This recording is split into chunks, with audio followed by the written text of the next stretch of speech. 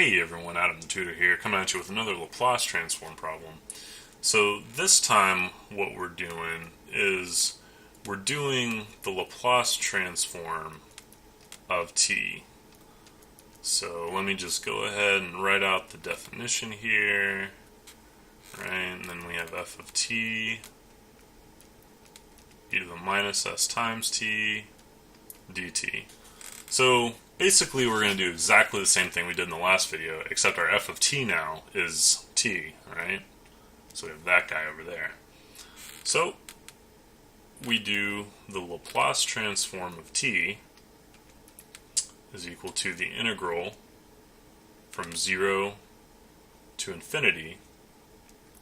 Oh, well, didn't mean to put f of t there, I want t.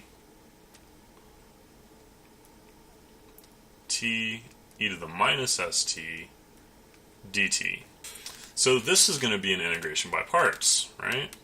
So I'm going to set u equal to t, and I'm going to set dv equal to e to the minus st dt. So then v is going to be equal to negative 1 over s e to the minus st, and then du is just going to be equal to, well, just basically dt, or, no, yeah, well, we'll put 1 dt, right, because I'm just basically taking the derivative with respect to t here.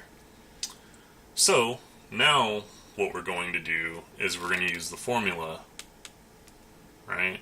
So this is u dv is equal to u times v, and then we're going to have ab here, ab, minus the integral of v du, right? So we're going to come down here. So we have uv here, so u, so this guy is going to be equal to u times v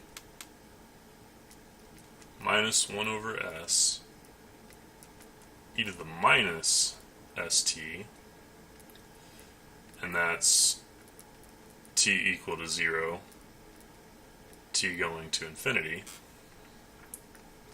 minus the integral of, well, we'll have v, which is this guy,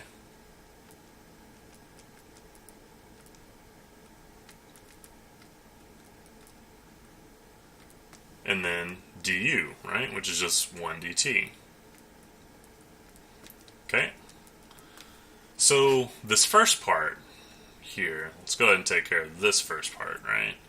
So if I have the limit as t approaches infinity, and I know that looks like tau, but it's really a t.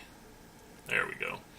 In the limit as t approaches infinity, I have two important parts, right? I have t and I have e to the minus st. Well, e to the minus st is going to go to 0 a lot faster than t will diverge off to infinity, right? So this whole thing for t goes to infinity is just basically 0, right? And if I plug in the other endpoint, t equals to 0, well, I have a t right here, right? So this is just 0. So this whole thing for both terms is just 0. So then I'm left with this guy, right? And this guy is just equal to 1 over s times the integral, and I should have put my bounds here, 0 to infinity, right? Of e to the minus st dt. Well, we know what this is, right? This is exactly what we did in the last video. This is just the Laplace transform of 1, right? Which was just 1 over s.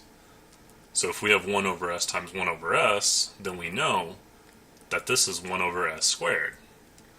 So we now have our second entry in our little table here, right? 1 over s squared. It's not too bad.